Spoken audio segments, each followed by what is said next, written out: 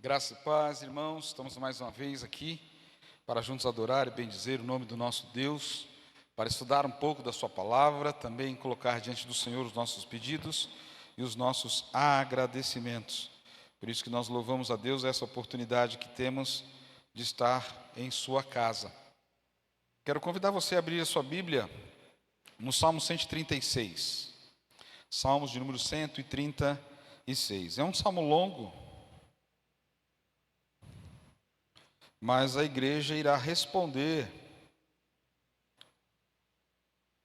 não é? Ela é um salmo responsivo. Dentro do mesmo versículo, só para a gente fazer um ensaio, o versículo 1 diz assim: rendei graças ao Senhor porque Ele é bom, e a igreja responde, porque a sua misericórdia dura para sempre. Amém? Vamos colocar em pé? Se quiser ligar esse microfone para poder captar a voz de vocês, também fica bom. Então nós vamos ler o Salmo de número 136, que fala da misericórdia de Deus para conosco. Diz assim: rendei graças ao Senhor porque Ele é bom. Vamos juntos? Vocês só vão responder isso, porque a sua misericórdia dura para sempre, até o 26º versículo, tá bom? Vamos lá. Rendei graças ao Senhor porque Ele é bom. Rendei graças ao Deus dos deuses. Rendei graças ao Senhor dos senhores. Ao único que opera grandes maravilhas. Aquele que com o entendimento fez os céus. Aquele que estendeu a terra sobre as águas. Aquele que fez os grandes luminares.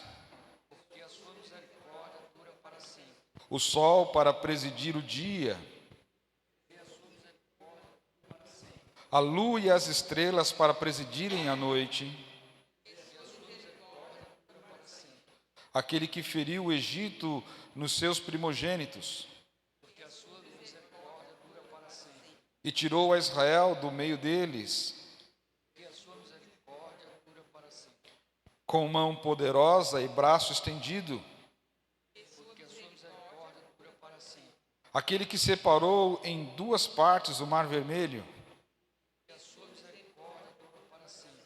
E por entre elas fez passar a Israel. Mas precipitou no mar vermelho a Faraó e o seu exército. Aquele que conduziu o seu povo pelo deserto. Aquele que feriu grandes reis. E tirou a vida a famosos reis. A Seom, rei dos amorreus. E a Og, rei de Bazã, cujas terras deu em herança, e em herança a Israel, seu servo,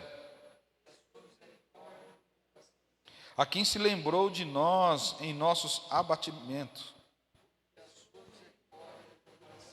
e nos livrou dos nossos adversários, e dá alimento a toda a carne. Ó, tributai louvores ao Deus dos céus, porque a sua misericórdia dura para sempre. Amém? Vamos orar? Senhor Deus Todo-Poderoso, muito obrigado, ó Pai, porque a Tua palavra nos mostra, em pequenos versículos, mostrando a história do que aconteceu, do que o Senhor fez, os livramentos, as tribulações, todos os acontecimentos da história. E muitas vezes aos nossos olhos achamos que é um acontecimento duro, um acontecimento penoso, mas a Tua palavra nos mostra que a Tua misericórdia dura para sempre. E é nisso que nós cremos, ó Deus. Cremos que Tu és um Deus misericordioso. Cremos que Tu és um Deus poderoso para fazer infinitamente mais tudo aquilo que pedimos, pensamos e sonhamos. Por isso, ó Deus, estamos aqui para Te adorar, estamos aqui para Te bendizer, estamos aqui para glorificar o Teu nome. Por isso, ó Deus, recebe, ó Pai, a nossa adoração em nome do Senhor Jesus. Amém e amém. Pode assentar, irmãos? Quero abrir para que os irmãos possam fazer o seu pedido de oração. Quem quiser, faça o seu pedido de oração, apresentar diante do Senhor. Alguém que deseja, levante sua mão para o microfone chegar. Eu quero primeiramente agradecer pelo privilégio da união cristã que temos, Amém. não só aos domingos, também como às quartas-feiras. Então eu tenho considerado um grande privilégio e eu quero agradecer a nosso Deus por esse privilégio. Amém. E também quero pedir oração para minha esposa, que ela vai viajar domingo próximo, e pedir que Deus abençoe para que ela faça uma boa viagem, vá em paz e volta tranquilo.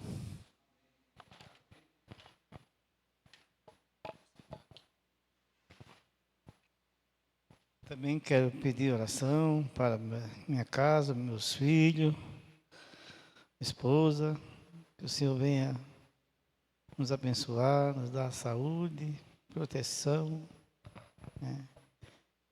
Venho também pedir pela minha prima, que está ainda internada, né? Ela está melhorando. Domingo, ela foi liberada para passar 2 dias em casa, né? Sábado, domingo ela passou em casa, mas ela, por concretizar o tratamento, ela retornou para o hospital. E de domingo para cá eu não tenho notícia dela, mas está melhorando, né? Amém.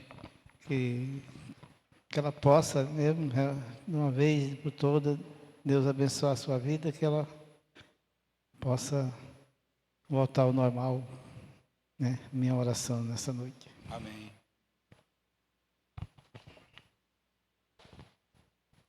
Quero agradecer a Deus porque Ele é misericordioso, como nós Amém. falamos, né? E quero pedir oração pela Leila. Ela começou o tratamento dela, mas ela ainda continua tendo crises. De repente, está tudo bem, de repente ela tem crise. Então, que Deus esteja agindo, que logo possa encontrar o remédio certo, que dê o equilíbrio que ela precisa. E também pedir que os irmãos estejam orando. Eu estou aguardando uma resposta. Tive uma conversa com um rapaz, então estou aguardando uma resposta de emprego. Lógico que a gente sonha e deseja que a resposta seja positiva, né? E ele deu até o final da semana, então, para conseguir o orçamento para a vaga, né? No valor que eu Amém. pedi. Então, que Deus esteja à frente, abrindo essa porta de emprego. Amém. Alguém mais?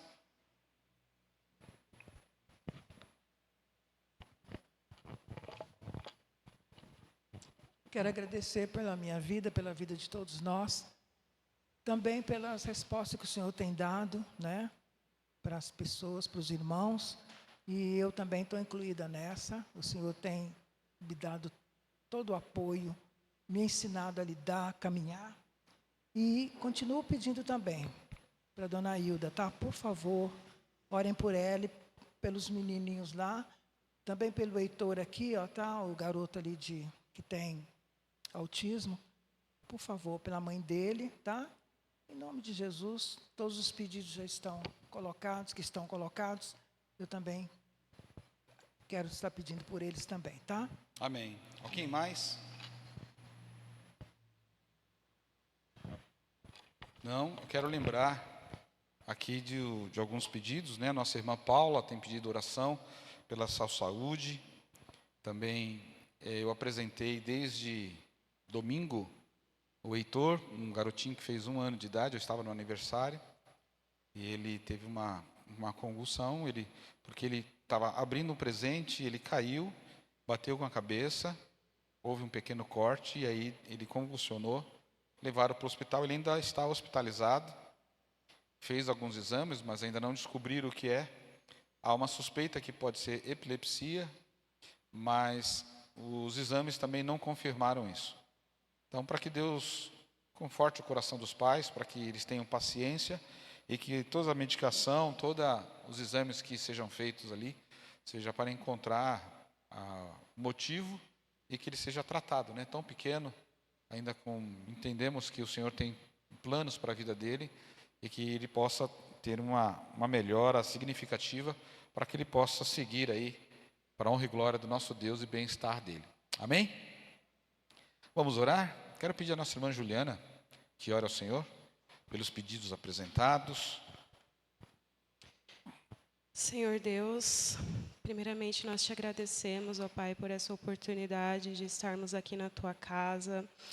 Podemos orar, Pai, podemos estar juntos, reunidos, aprender da Tua palavra também. Muito obrigada, Pai, obrigada por tudo. Nós colocamos diante do Senhor, Pai, porque nós confiamos no Senhor, nós confiamos que a Tua vontade é perfeita e agradável. Amém. Que o Senhor nos ajude, Pai, a confiar mais em Ti. Que o Senhor, Pai, esteja ouvindo todas as nossas orações, aquelas externadas e aquelas que não foram externadas aqui, que o Senhor, que conhece tudo, Pai, conhece todas as nossas necessidades, que o Senhor esteja nos amparando, nos guiando, nos acompanhando em cada momento, Pai. Obrigada por tudo, Senhor, obrigada pelo Teu amor. É assim que nós oramos agradecidos em nome de Jesus. Amém. Amém. Vamos ficar em pé, vamos cantar um cântico. Não sei se vocês conhecem, Nas Estrelas. Vamos ficar em pé, vamos cantar esse cântico. É um cântico antigo dos vencedores por Cristo.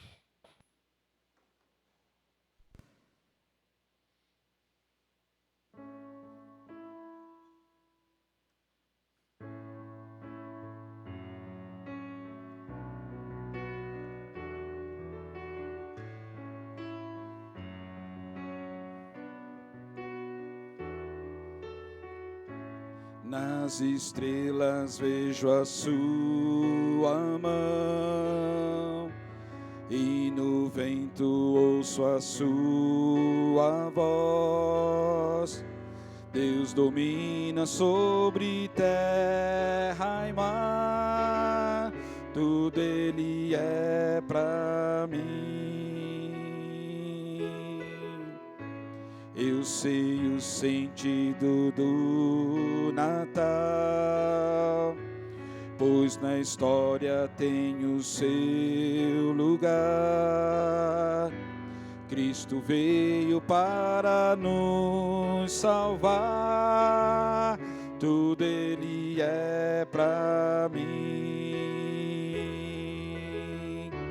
Até que um dia seu amor senti, sua imensa graça recebi.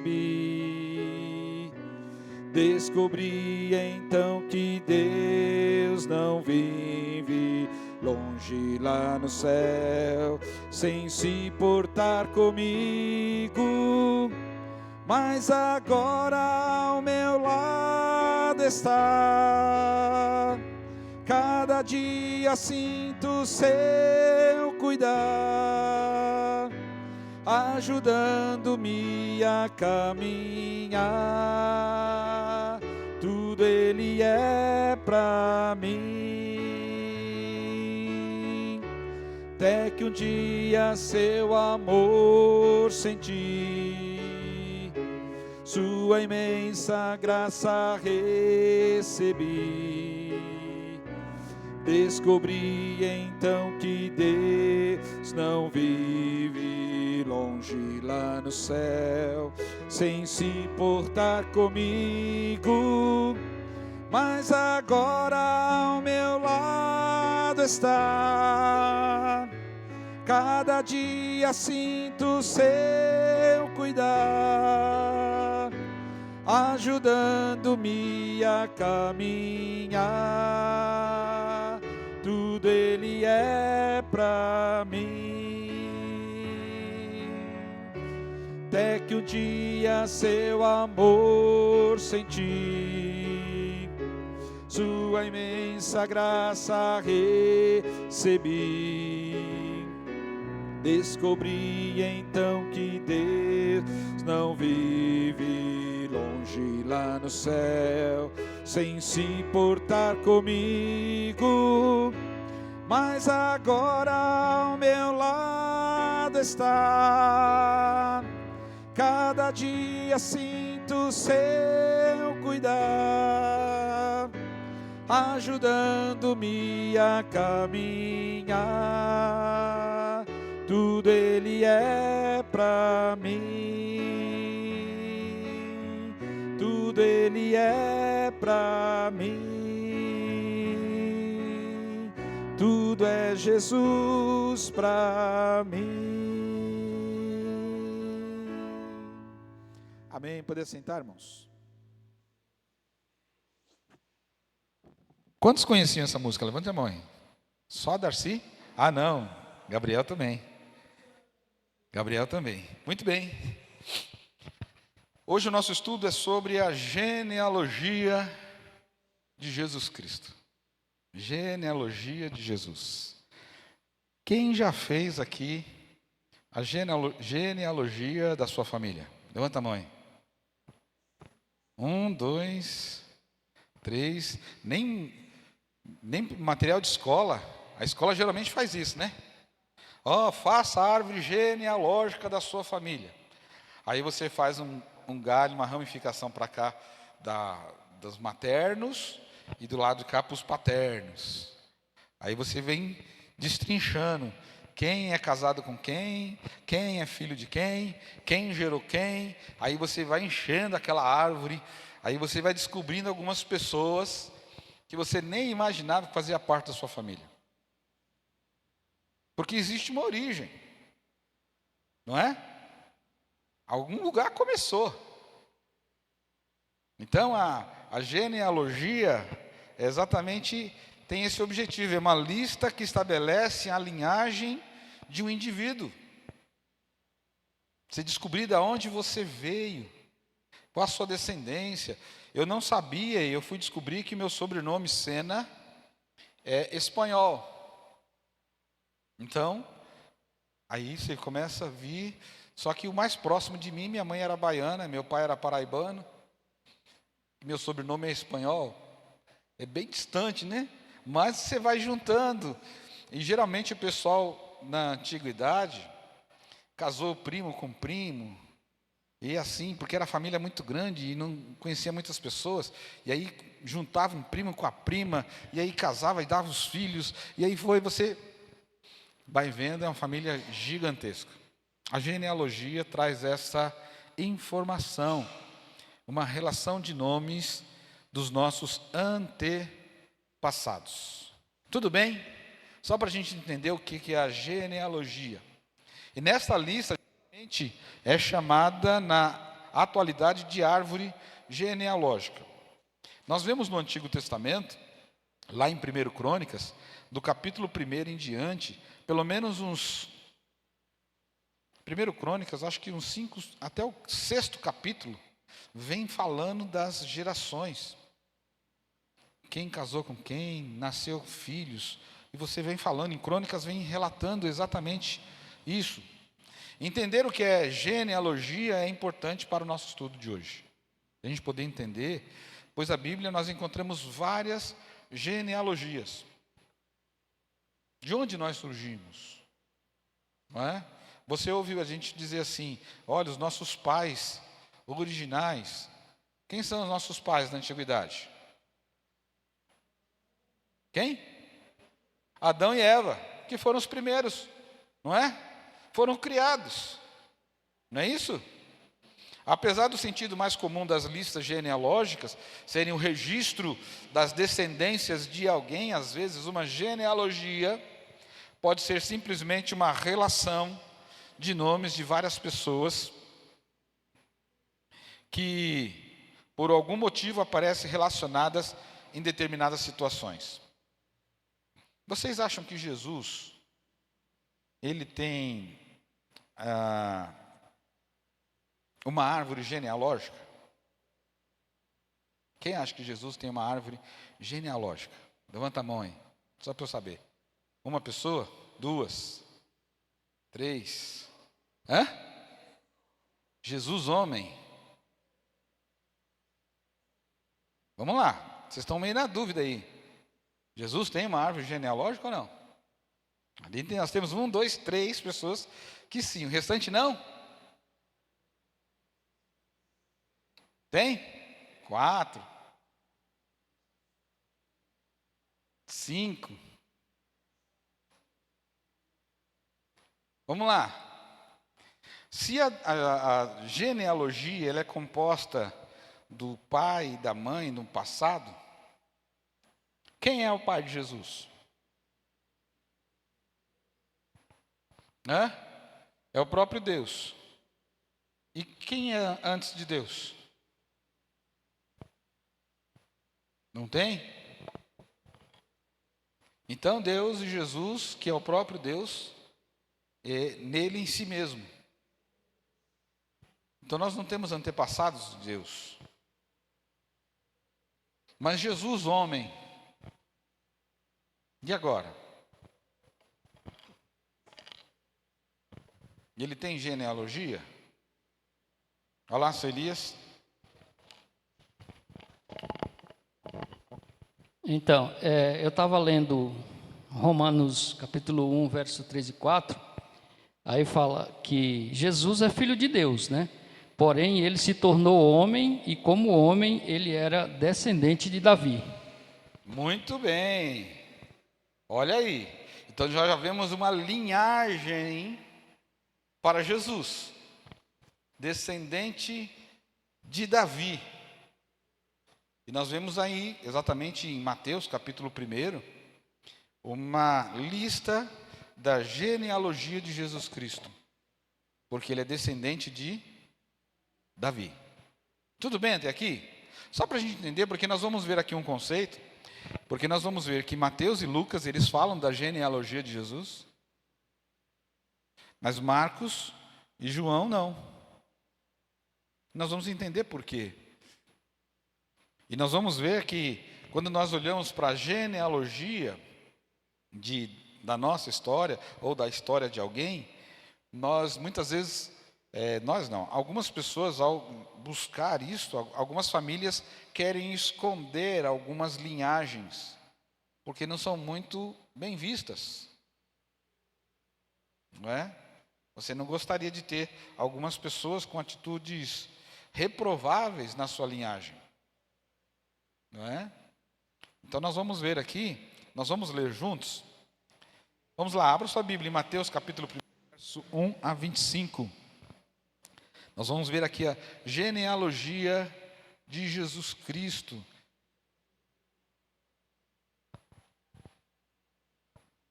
Eu vou ler, porque como são bastantes nomes,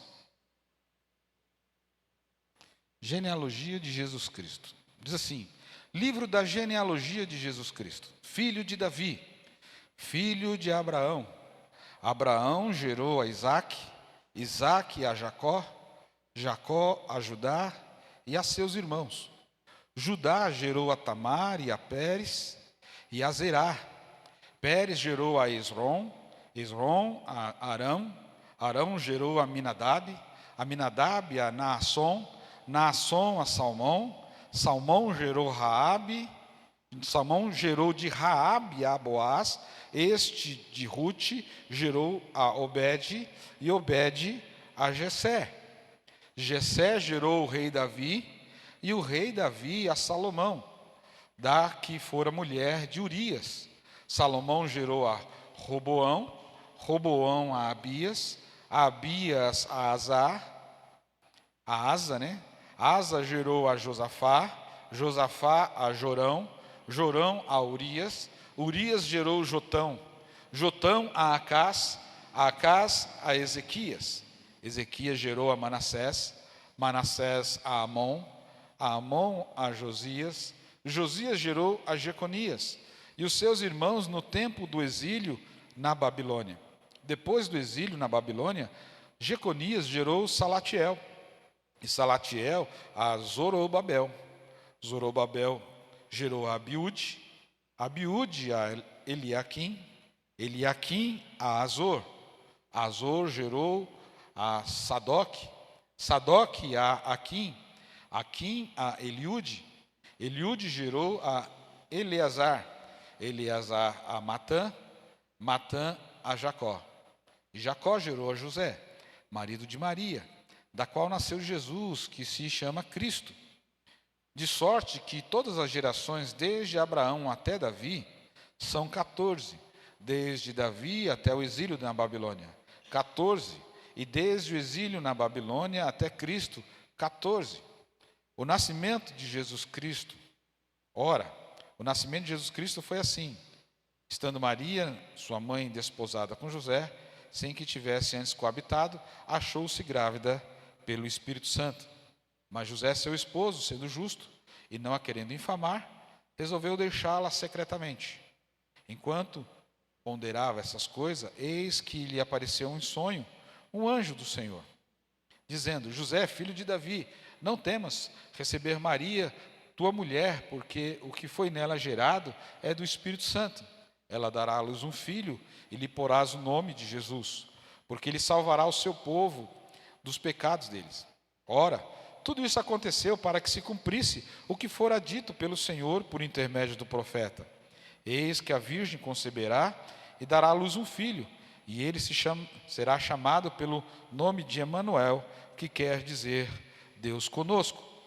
Despertado José do sono, fez como lhe ordenara o anjo do Senhor e recebeu sua mulher. Contudo, não a conheceu enquanto ela não deu à luz um filho, a quem pôs o nome de Jesus. Amém?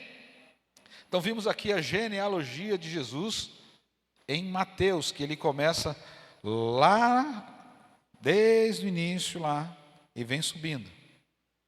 Mas Lucas, ele faz o contrário. Ele vem de Jesus e vai descendo. Vamos ler? Lucas capítulo 3, verso 23. Aí você fala assim: pastor, é muito nome. Aí eu digo para você, se você vai ter filho, pega um desses nomes aqui e pode colocar o nome dos filhos. Bastante sugestão de nome. É ou não é? Mas veja lá, Lucas capítulo 3, verso 23 a 38. Diz assim: ora, tinha Jesus cerca de 30 anos ao começar seu ministério. Era como se cuidava, filho de José, filho de Eli. Eli, filho de Matate, Matate, filho de Levi, Levi, filho de Melque, este filho de Janai, filho de José, José, filho de Matatias, Matatias, filho de Amós, Amós, filho de Num, e este filho de Esli, filho de Nagai, Nagai, filho de Naate, filho de Natatias, Matatias, filho de Semei, este filho de José, filho de Jodá, filho de Joanã, filho de Reza, filho de Zorobabel, este de Salatiel, filho de Neri, filho de Melque, filho de Adi, filho de Cozã, este de Elmadã, filho de filho de José, filho de Eliezer, filho de Jorim, este de Matate, filho de Levi, filho de Simeão, filho de Judá, filho de José, este filho de Jonã, filho de Eliaquim, filho de Meleá, filho de Nená, filho de Matatá, este filho de Natã, filho de Davi, filho de Jessé, filho de Obed, filho de Boaz, este filho de Salá, filho de Naasson, filho de Aminadab, filho de Admin, filho de Arni, filho de Esrom, e este filho de Pérez, filho de Judá, filho de Jacó, filho de Israel, Isaque, filho de Abraão, este filho de Terá de Naor, filho de Serug, filho de Hagaú, filho de Faleque, este filho de Eber, filho de Salá, filho de Cainã, Cainã, filho de Arfaxade, Arfaxade, filho de Sem, este filho de Noé, filho de Lameque, Lameque, filho de Metusalém, Metusalém, filho de Enoque, Enoque, filho de Jared, este filho de Maalalel, filho de Cainã, Cainã, filho de Enos, Enos, filho de Sete, e Sete, filho de Adão, filho de Deus. Amém? E até cansa, né, a gente ler, né? Não é verdade? Tanto é que as pessoas não gostam de estudar sobre a genealogia, porque é uma leitura difícil de se fazer. Mas que lições importantes nós tiramos da genealogia? É uma pergunta interessante. Com tanto nome que eu disse, quais são as lições que você acha que a gente consegue tirar daqui? Se você pensou em alguma coisa, diga para mim. Se você pensou em alguma coisa. Que lição? Você deve estar assim, o que o pastor vai falar agora, né? Será que vai continuar falando nome de outras pessoas? Você sabe, imagina qual lição nós vamos tirar daqui? Não, né? Eu também não imaginava antes de começar a estudar. Veja, se foi registrado é porque é importante. Concordamos com esse ponto? Porque tudo que está registrado na palavra de Deus, ela é para a nossa edificação. Então é importante. Então nós poderíamos já aprender aqui, em primeira instância, que o nome registrado na história, e aqui nós vamos ver pessoas que fizeram as coisas que agradam a Deus, pessoas que desagradaram a Deus, mas marcaram a história, porque fazem da genealogia de Jesus. E se nós somos filhos de Deus, comprados com o sangue do Cordeiro, hoje nós também marcamos a história. Como é que nós temos marcado a história hoje? Como é que nós temos marcado a história? Como é que as pessoas têm lembrado de nós? Mas vamos lá, vamos pensando aqui. A Bíblia nos apresenta a genealogia de Jesus em duas perspectivas.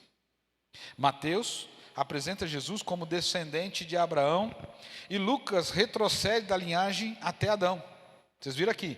Então nós vemos aqui de Abraão até Jesus e Lucas apresenta de Jesus até Adão. Mateus apresenta Jesus como o rei dos judeus e Lucas como o homem perfeito. Então essas são as duas perspectivas diferentes de apresentação da genealogia de Jesus. Marcos e João não tratam da genealogia de Jesus por causa do propósito para o qual eles escreveram. Marcos, escrevendo para os romanos, apresenta Jesus como servo e destaca as suas obras mais do que as suas palavras. Então veja, o propósito de Marcos é apresentar as obras de Cristo mais do que as palavras dele. João, escrevendo um evangelho universal, tem como escopo apresentar Jesus como Filho de Deus e como tal. Ele não tem genealogia. Nós falamos nisso. Jesus como Filho de Deus não tem genealogia, mas ele como filho de mulher, Maria, com descendência da onde ele veio, filho de descendência de Davi, de Abraão. Aí sim tem uma genealogia. Então, tanto no registro de Mateus como de Lucas, vemos na genealogia de Jesus Cristo pessoas más que se insurgiram contra Deus. Dentro da genealogia de Jesus, nós vamos encontrar pessoas de índole más. Vamos ver aqui? Vamos destacar aqui alguns pontos. Em primeiro lugar, nós vemos na genealogia de Jesus Cristo mulheres em cuja vida há marcas reprováveis. Lá em Gênesis, no capítulo 38, nós não vamos ler o texto, mas diz assim que Tamar, ela coabitou com seu próprio sogro. E Judá gerou dele 2 filhos gêmeos, Pérez e Zerá. Então nós vemos aqui que Tamar, ela se despiu da sua roupa, vestiu com uma outra roupa e seduziu seu sogro e se deitou com ele. Então nós vemos aqui, e isso é na linhagem de Jesus. Só para que a gente possa entender, abra sua Bíblia, vai. Gênesis capítulo 38, verso 13 a 16. Gênesis 38, verso 13 a 16. Quem achar pode ler.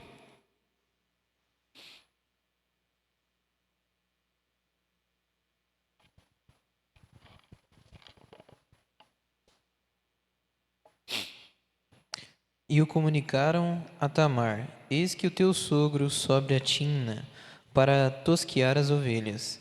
Então ela despiu as vestes de sua viuvez e cobrindo-se com um véu, se disfarçou e se assentou à entrada de Naim. No caminho de Timna, pois via que Selá já era homem, e ela não lhe fora dada por mulher. Vendo-a Judá, teve-a por meretriz, pois ela havia coberto o rosto.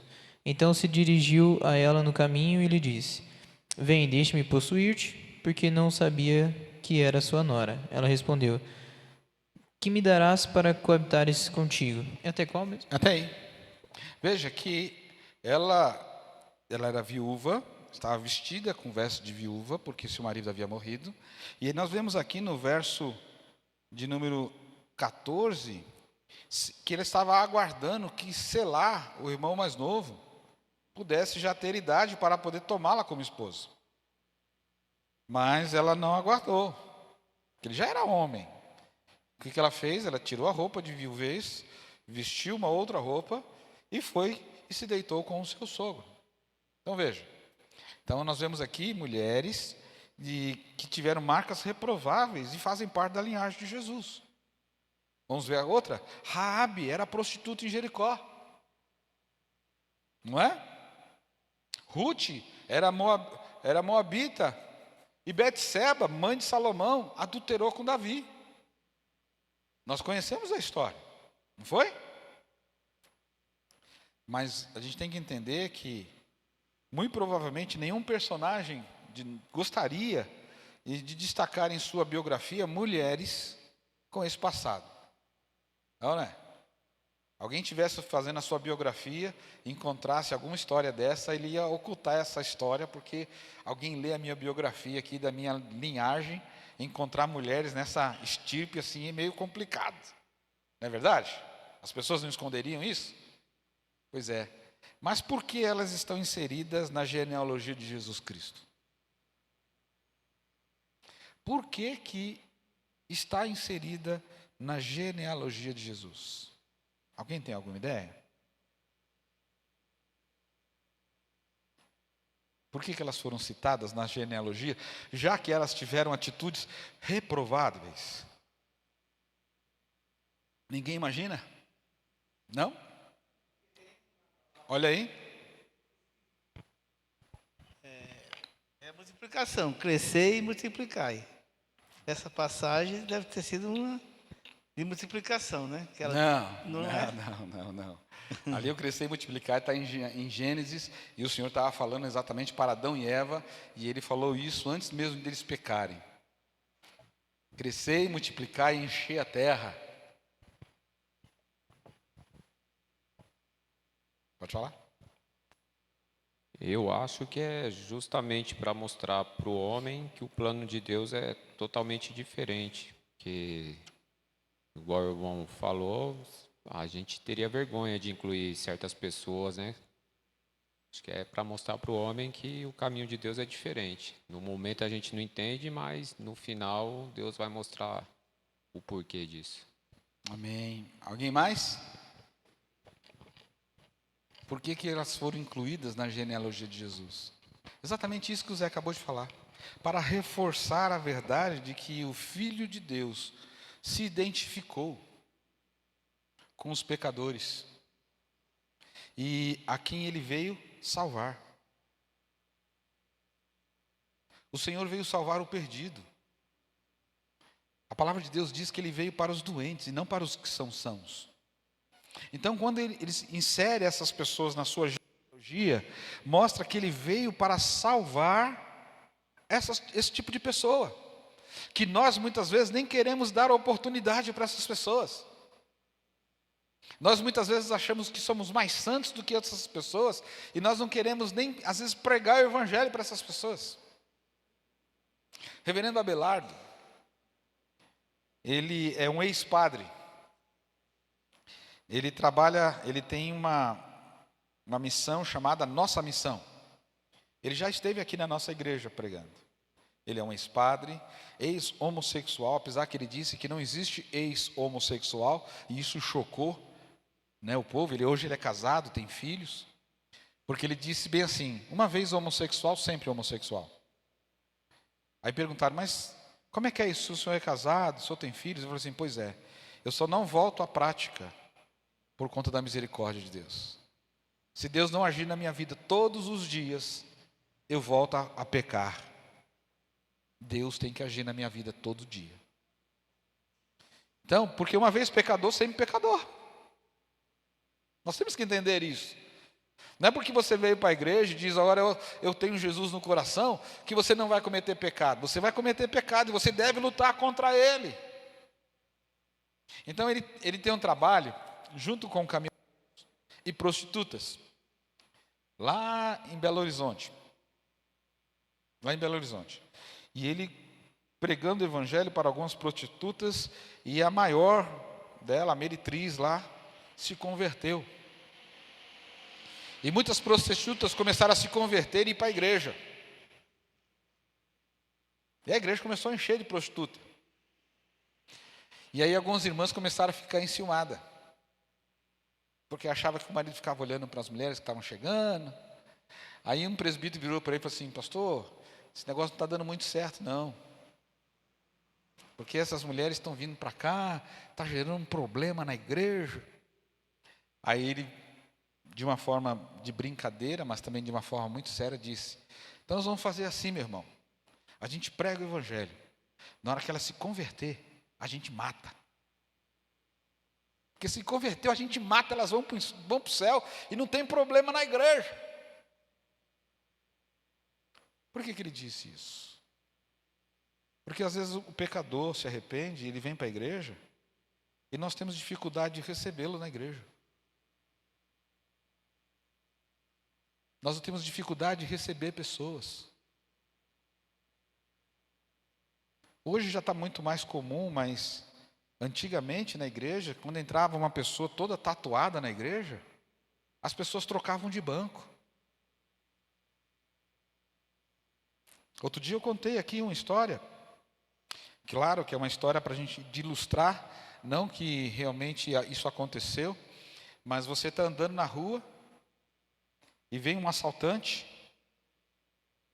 leva seu celular, leva seu dinheiro e, não satisfeito, ainda te dá uma surra. Aí passa um tempo, você se recuperou disso, mas a gente sabe que quem apanha nunca esquece, né? Lembra do rosto, lembra da roupa, lembra do cheiro, lembra de situações. Quem apanha não esquece, quem bate esquece. A igreja saiu para fazer evangelismo na rua. E a pessoa estava lá com um folheto para entregar na rua. Ele olha para frente assim, quem ele vê? Um camarada que o assaltou e lhe deu uma surra. O que ele faz? Ele troca de calçada, porque ele não quer evangelizar para essa pessoa. Por duas situações. Primeiro, medo de ser reconhecido. Segundo, julgou que ele não merecia, porque ele já tinha feito mal para ele. Não vou pregar o evangelho para esse miserável. Aí o que acontece? Troca de calçada. Só que o irmãozinho de trás não sabe disso. Prega o evangelho para ele. O evangelho toca no coração dessa pessoa, desse assaltante, ex-assaltante. Ele vem e congrega na sua igreja. E agora, o que você faz? Ele passa a congregar na sua igreja. O que você faz? Vai sair da igreja? Ou você precisa aprender a conviver com ele? Nós vemos aqui que o registro dessas pessoas na genealogia de Jesus é para reforçar a verdade de que o Filho de Deus se identificou com os pecadores, porque ele veio salvar o pecador. Ele veio salvar aquele que estava perdido. Amém? Amém? Segundo lugar, nós vemos na genealogia de Jesus Cristo, homens em cuja vida é marcada por mentiras. Olha aí, os patriarcas mencionados aqui, como Abraão, Isaac e Jacó, tiveram momentos de fraqueza na área de mentira. Lá em Gênesis nós encontramos, quando o Senhor chamou Abraão, disse para ele: olha, sai da tua terra, da tua parentela, vai para a terra que te mostrarei. E ele faz isso, ele obedece. Obedece não 100%, né? Porque ele leva um sobrinho. E lá na frente ele se separa do sobrinho. Mas quando ele está chegando numa terra, ele com medo de ser morto, porque sua esposa, Sara, era uma mulher formosa, bonita, ele vira para Sara e diz assim: olha, você diz que você é minha irmã, não diz que é minha mulher não. Você diz que é minha irmã, porque senão eles vão me matar. E assim fez. Só que o rei descobre. E aí nós vemos o rei ímpio chamando a atenção do servo de Deus: por que você fez isso? Você quase traz maldição ao meu reino. Porque ele iria se deitar com a mulher de Abraão. Mentiu, fraqueza. Teve fraqueza. Eles não só se omitiram, mas esconderam a verdade e inverteram os fatos com medo de sofrerem com as consequências dos seus atos. Falando dos patriarcas. Foram fracos e irrepreensíveis. Sabe o que isso prova? Isso prova que Deus nos escolheu não pelos nossos méritos, não pelo meu mérito, não pelo seu mérito, mas apesar dos nossos deméritos. Deus nos escolhe não é porque nós somos bons, não é porque nós falamos a verdade, não é porque nós obedecemos. Deus nos escolhe porque Ele nos ama, apesar de nós. Por isso que eles fazem parte da genealogia de Jesus. Homens que erraram, faz parte da linhagem de Jesus. Tudo bem até aqui? Alguma pergunta? Não? Caladinho hoje, hein? Eu sei que a genealogia, ela traz uma certa interrogação na nossa cabeça, né? Mas veja, em terceiro lugar, nós vemos na genealogia... Opa! Quer perguntar? Alguém levantou a mão? Não? Não? Em terceiro lugar, nós vemos na genealogia de Jesus, homem cuja vida há marcada por mentira, né? Em segundo lugar que nós vimos aqui. Em terceiro, homens em cuja vida é marcada por violência. Então nós vemos aqui, primeiro, mulheres reprováveis, mulheres de conduta reprovável. Segundo, homens que mentiram, inverteram a verdade. Agora, homens violentos. Quem são eles? Na lista da genealogia de Jesus, há homens como Davi. O que Davi fez? Mandou matar. Ele se deitou com a mulher, ou seja, cometeu adultério com Betseba. Ela engravidou.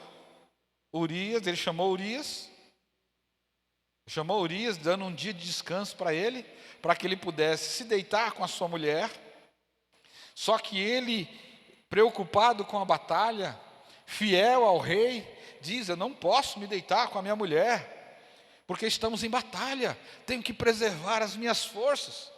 E não se deitou com ela, porque ele queria que Urias se deitasse com ela, para que fizesse as contas, ele ia achar que o filho que ela estava esperando era dele. Mas ele não se deitou com ela. Ele voltou para a batalha. E o que o rei mandou fazer? Coloque o Urias na linha de frente, para que ele possa ser morto. E assim o fez. Olha aí, está registrado em 2 Samuel, capítulo 11.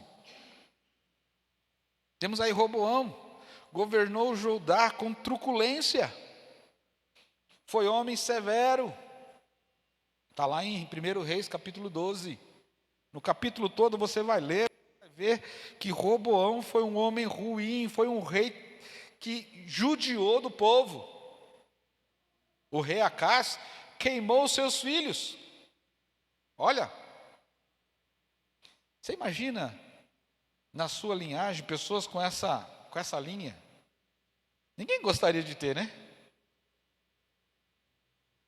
O rei Acás perseguiu o seu próprio povo, cerrou o profeta Isaías no meio. Isso nós encontramos em Hebreus, capítulo 11, verso 37. Imagina mandar cerrar o profeta Isaías no meio.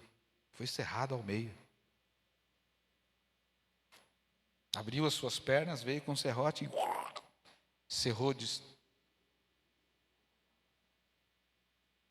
Homens violentos. Manassés foi muito violento, ele encheu Jerusalém de sangue.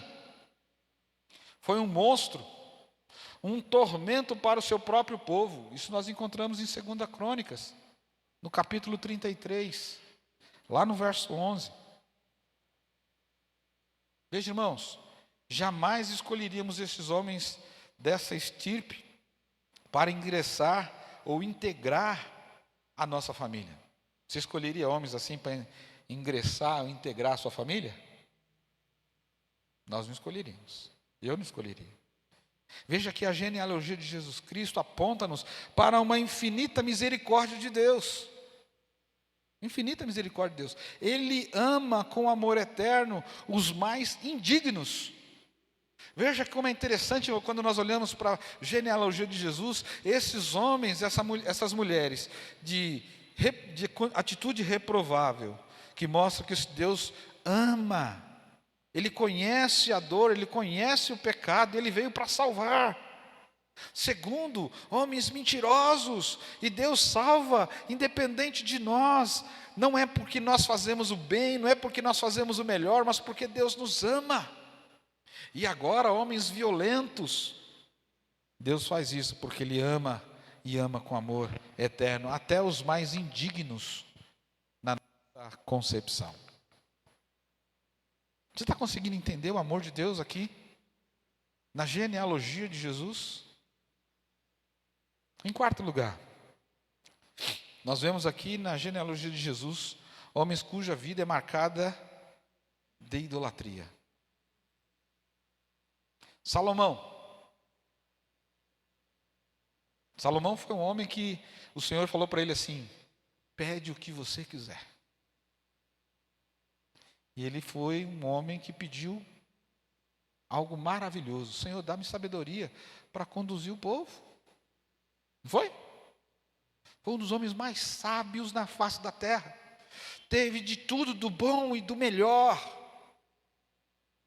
Mas por causa das suas muitas mulheres, sucumbiu-se à idolatria. A palavra de Deus nos mostra que ele teve mais de 1000 mulheres, fora as concubinas. Sabe, irmãos? Um homem que pediu sabedoria. E a sabedoria dele não foi suficiente para ter uma mulher só. Uma já dá trabalho, né? Imagine 1000. Fora as concubinas.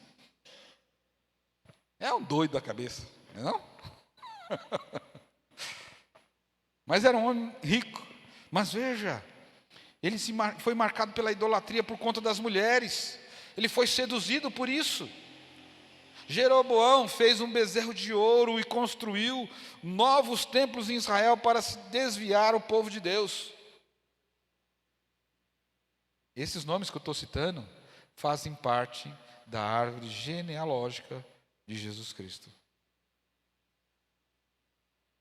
Acás fechou a casa de Deus e encheu Jerusalém de ídolos abomináveis. Está lá em 2 Crônicas, capítulo 28. Você poderá ler. Temos aqui vários textos, que são textos longos para a gente poder entender.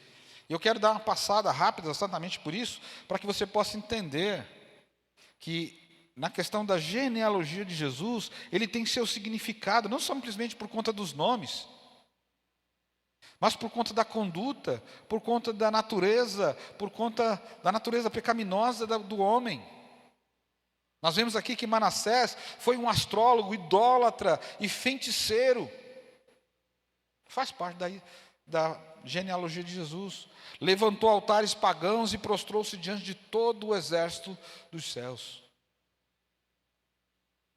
Veja, na esteira da genealogia de Jesus Cristo, temos pessoas que nos deixam perplexos por causa da sua afrontosa rebeldia a Deus. Não é? Isso prova de forma incontestável que Deus ama os objetos de sua ira. Quem são os objetos da ira de Deus? Nós.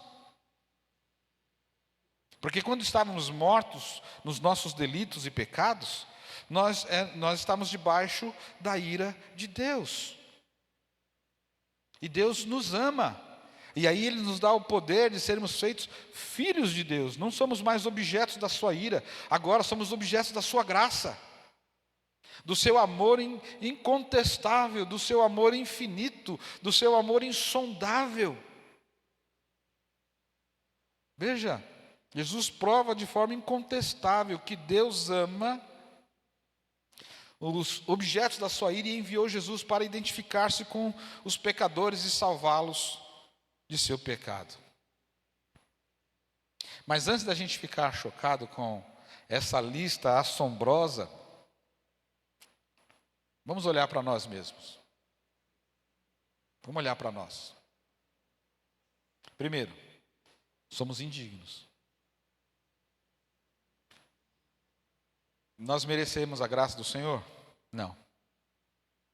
Somos pecadores, não somos? Somos culpados, não somos? Por conta do pecado? Nosso coração é desesperadamente corrupto, segundo a palavra de Deus. Aí vem a pergunta: por que Deus nos escolheu? Por que Deus te escolheu? Por que Deus escolheu a mim? Por que Ele me amou? Por que Ele te amou? Você já fez essa pergunta? Se nós reconhecermos que nós somos indignos, se nós reconhecermos que somos pecadores, se nós reconhecermos que somos pecadores, somos culpados, que o nosso coração é desesperadamente corrupto, a pergunta é: por que Deus me escolheu?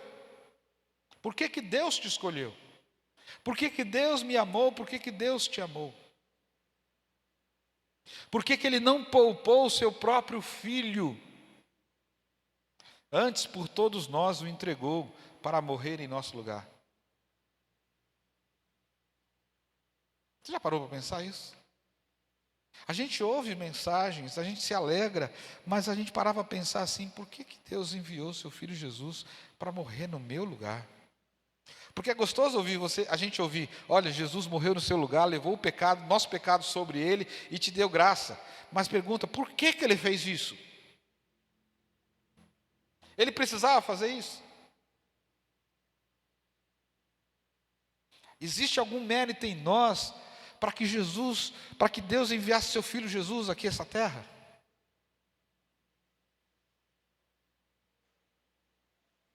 A resposta é que, por causa do seu amor e a sua graça, que é maior do que o nosso pecado. Adão e Eva cometeram o pecado lá no Gênesis, da desobediência. O Senhor veio e amaldiçoou a terra. E todos nós somos descendentes de Adão. E nascemos em pecado, segundo o salmista. E a graça do Senhor nos alcança. Nós não temos mérito nenhum. Essas qualificações assombrosas que eu disse de cada um aqui, por conta da conduta das mulheres, mentira dos patriarcas, atitude truculenta, maldosa, agressiva de alguns reis, não nos faz diferente. Somos iguais. O pecado que eles cometerem, o pecado que nós cometemos, para Deus não tem diferença. Mas Ele manda o Senhor Jesus. O próprio Deus providencia os meios para que possamos permanecer em sua presença. Deus envia os meios para que possamos permanecer em sua presença. É Ele quem move o meu coração, é Ele quem move o teu coração, é Ele quem abre os teus olhos, é Ele quem move em nós tanto querer quanto realizar. Nós resistimos muitas vezes. Nós muitas vezes queremos obedecer o nosso coração, que é desesperadamente corrupto, a nossa vontade de ficar na cama e não vir para a igreja, a nossa vontade de ir passear e não estar na casa do Senhor. E não estou dizendo que não deve passear, deve sim, mas o Senhor tem que ser prioridade na nossa vida. Abra sua Bíblia em Romanos capítulo 8. Porque o próprio Deus, Ele providencia os meios para que possamos permanecer na sua presença. Romanos capítulo 8, verso de número 26.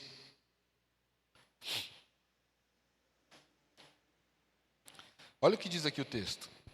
Também o Espírito, semelhantemente, nos assiste em nossa fraqueza, porque não sabemos orar como convém, mas o mesmo Espírito intercede por nós sobremaneira, com gemidos inexprimíveis. Olha aqui o Espírito Santo. Nós não sabemos orar como convém, o Espírito Santo, ele conserta a nossa oração. Quando nós oramos, movidos pelo Espírito Santo de Deus, quando chega o Senhor, passa pelo filtro de Jesus Cristo para chegar em Deus, e a nossa oração chega perfeita. E olha o verso 27, e aquele que sonda os corações sabe qual é a mente do Espírito, porque segundo a vontade de Deus é que ele intercede pelos santos. Sabemos que todas as coisas cooperam para o bem daqueles que amam a Deus, daqueles que são chamados segundo o seu propósito. Olha, são todas as coisas. Sabe aquela dificuldade que você está enfrentando?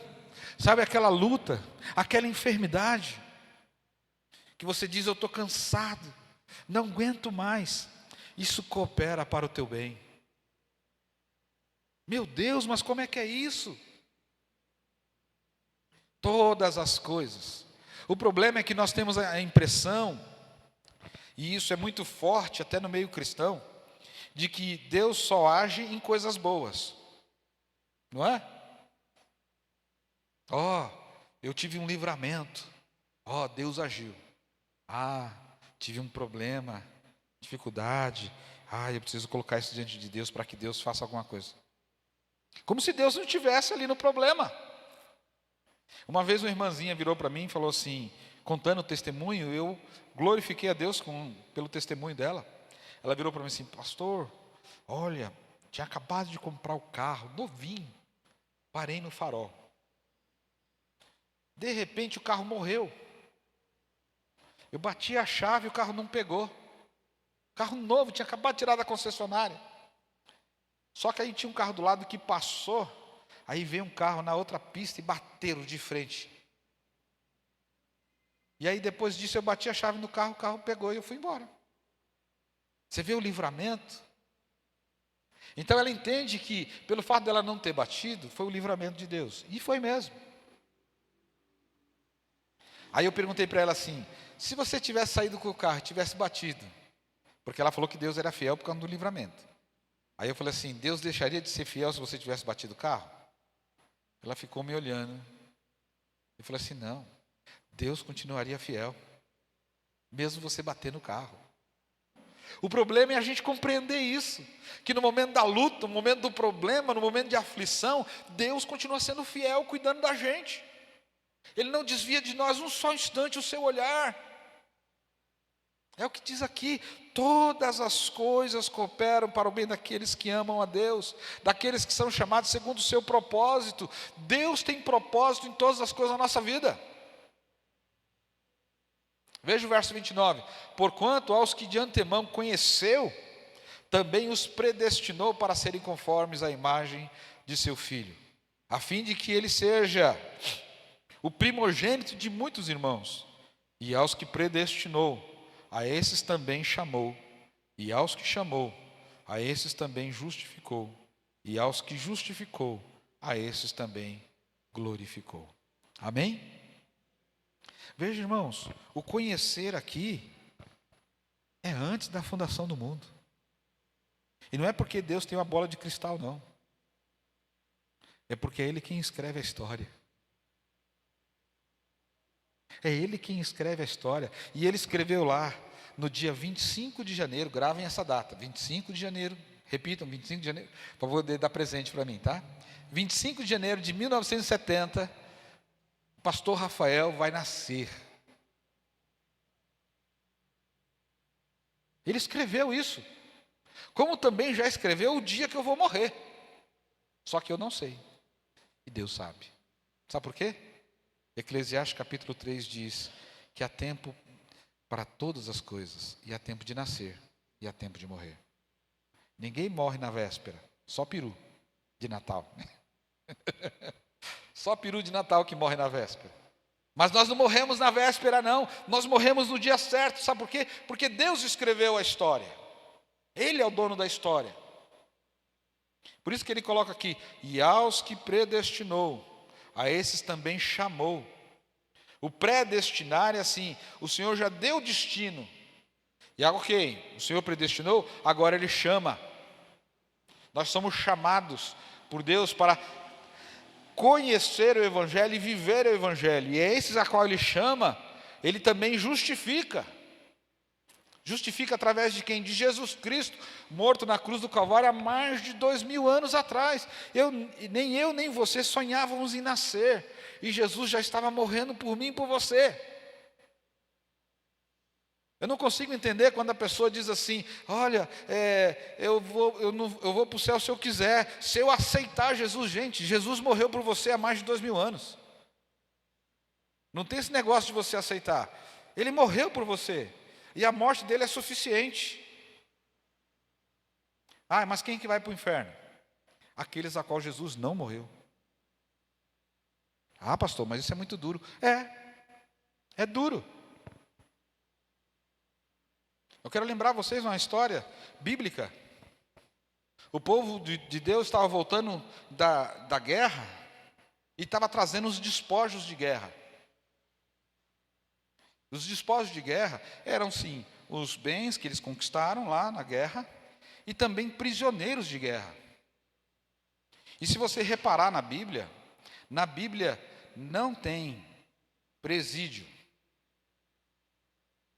Você pode procurar, na Bíblia não tem presídio. Isso é um outro assunto que a gente pode tratar, porque a Bíblia defende pena de morte. Mas isso é um outro assunto, para um outro dia. Na Bíblia não tem presídio. As pessoas ficavam presas, aguardando o julgamento. E depois de julgado, cumpria-se a sentença. Culpado? Morte. Inocente? Liberta. Não foi assim com Jesus? Julgaram Jesus culpado. O que aconteceu? Morte. Barrabás? Inocente. Liberta. Então veja, voltando na história. Então aqueles que eram prisioneiros de guerra, e a comitiva quando chegava na cidade, vinha aqueles que vinham com incenso, na frente da comitiva. Esse cheiro de incenso, para aqueles que estavam voltando para a sua cidade, tinha cheiro de quê? De vitória, de vida, porque estavam chegando vivos, de vitória. Chegamos, voltamos para a nossa terra. E para aqueles prisioneiros de guerra, aquele incenso tinha cheiro de quê? De morte. Porque eles iam ser sentenciados à morte.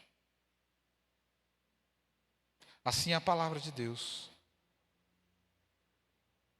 Porque quando o Senhor chama aqueles que são predestinados, veja que a predestinação aqui no texto bíblico é antes do chamado. Aqueles que são predestinados respondem positivamente ao chamado de Deus. E aqueles que respondem positivamente ao chamado de Deus são justificados pela morte de Jesus Cristo e sua ressurreição. E quando Cristo vier buscar a igreja, nós seremos glorificados juntamente com Ele.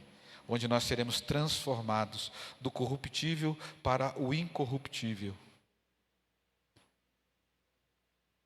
Está dando para entender? Deu para entender? Continuando o texto, no verso 31, que fala das provas e certeza do amor de Deus, diz bem assim: que diremos, pois, à vista dessas coisas? Se Deus é por nós, quem será contra nós? Aquele que não poupou o seu próprio filho, antes por todos nós o entregou, porventura não nos dará graciosamente com ele todas as coisas? Quem tentará acusação contra os eleitos de Deus? É Deus quem os justifica. Ou seja, aqui já está dizendo assim: ninguém pode acusar você mais. Sabe por quê? Deus justificou você em Jesus Cristo. Não há mais condenação a você. Não significa que você deve viver em pecado. Não, significa que você deve viver em novidade de vida. Inclusive vem aqui a pergunta agora no verso 34. Quem os condenará? Olha o que responde: é Cristo Jesus quem morreu, ou antes, quem ressuscitou, o qual está à direita de Deus e também intercede por nós. Quem nos separará do amor de Deus? Ou quem nos separará do amor de Cristo? Será tribulação? Ou angústia? Ou perseguição? Ou fome? Ou nudez? Ou perigo? Ou espada? Como está escrito: por amor de ti somos entregues à morte o dia todo. Fomos considerados como ovelhas para o matadouro. Em todas as coisas, porém, somos mais que vencedores por meio daquele que nos amou. Muitas pessoas usam esse versículo de forma errada. Dizem: olha, em todas as coisas, porém, somos mais que vencedores por meio daquele que nos amou. Então começa a inventar um monte de coisa para fazer na vida e diz que é vencedor porque o Senhor está com ele. Aqui está dizendo, no seu contexto, ele está falando aqui, que nem morte, nem fome, nem nudez, nem perigo, nem espada, ou seja, em todas as dificuldades, eu vou vencer. Em todas essas dificuldades eu sou vencedor. Sabe por quê? Porque por meio daquele que me amou. Quem? Jesus Cristo. Verso 38. Porque eu estou bem certo de que nem a morte, nem a vida, nem os anjos, nem os principados, nem as coisas do presente, nem do porvir, nem os poderes, nem a altura, nem a profundidade, nem qualquer outra criatura poderá separar-nos do amor de Deus que está em Cristo Jesus, nosso Senhor. Amém? Veja, não existe nada que possa nos separar do amor de Deus. Mas para a gente poder encerrar aqui, eu quero dizer para você que na genealogia de Jesus, nós encontramos mulheres com atitudes reprovadas. Para quê? Para mostrar para nós que o Senhor, Ele experimentou exatamente as nossas dores, Ele experimentou o nosso pecado sem ter cometido o pecado, para reforçar a verdade de que o Filho de Deus se identificou com os pecadores que veio salvar. Aqueles que cometem mentira, os patriarcas que mentiram e viveram uma vida de coisas que reprosaram, ou seja, mostraram fraqueza na sua conduta. O Senhor nos mostra que nós não somos escolhidos pelos nossos méritos. Não há mérito em nós, mas o Senhor nos ama e o Senhor nos escolhe. Terceiro lugar, com vidas de violência, de homens marcados. Não estou dizendo que você deve ser violento, não. Estou de homens que estão na história da genealogia de Jesus. O Senhor mostra que com isso, aponta para uma infinita misericórdia de Deus. Ele ama com amor eterno até os indignos. Aqueles a qual nós reprovamos. Aqueles a qual, quando nós lemos a história bíblica, a gente às vezes fica com raiva da pessoa. Não é? o Senhor ama. Então nós vemos aqui aqueles idólatras também que fazem parte da genealogia de Jesus. Mostra, isso prova de forma incontestável que Deus ama os objetos de sua ira, que somos nós pecadores, mas alcançados pela graça, que nos dá a vida eterna, nos livra dos nossos pecados. Que Deus nos abençoe, que nós possamos olhar agora com outro olhar para a genealogia de Jesus, né? Não simplesmente como uma lista de nomes para a gente pôr nos filhos, não é verdade? Mas que existe um propósito dessa linhagem com tantas características pecaminosas e mostra a misericórdia, o amor, o propósito de Deus em salvar o seu povo. Porque esse é o povo de Deus, é a descendência dele, e ele usou de misericórdia, usou de amor. Nós que somos objetos da ira, fomos já objetos da ira de Deus. Tanto é que ele diz lá em 1 Pedro, diz assim: vós que antes não eram povo, agora sois povo de Deus. Quando ele coloca vós, porém, sois raça eleita, nação santa, povo de propriedade exclusiva de Deus, a fim de proclamar as virtudes daquele que vos chamou das trevas para a sua maravilhosa luz. É o amor de Deus que invade o nosso ser e cuida do seu povo. Amém? Irmãos, alguma pergunta? Os irmãos ficaram tão caladinhos. Eu sei que a genealogia ela traz assim a gente ficar caladinho. Alguma pergunta? Alguma colocação? Não? Então vamos colocar em pé. Vamos orar, encerrando. Quero convidar o presbítero Francisco a vir à frente aqui e orar, encerrando assim a nosso estudo.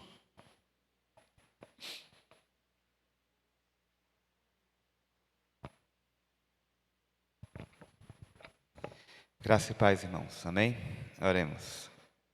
Querido Deus, Pai Santo e Poderoso que estás no céu, mais uma vez nós te agradecemos por mais esse dia de vida, por mais essa oportunidade de estarmos aqui em Tua casa, aprendendo a Tua Santa Palavra. Nos ajuda, Pai, a crescer na graça e no conhecimento.